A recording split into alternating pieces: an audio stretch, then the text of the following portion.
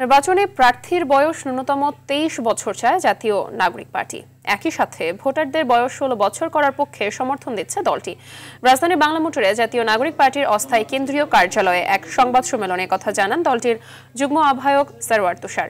এ সময় সরওয়ার তুষার বলেন, গণপরিষদ নির্বাচনের মাধ্যমে নতুন সংবিধান চাই, প্রয়োজনে একই সাথে গণপরিষদ নির্বাচন ও আইনসভা নির্বাচন হতে পারে।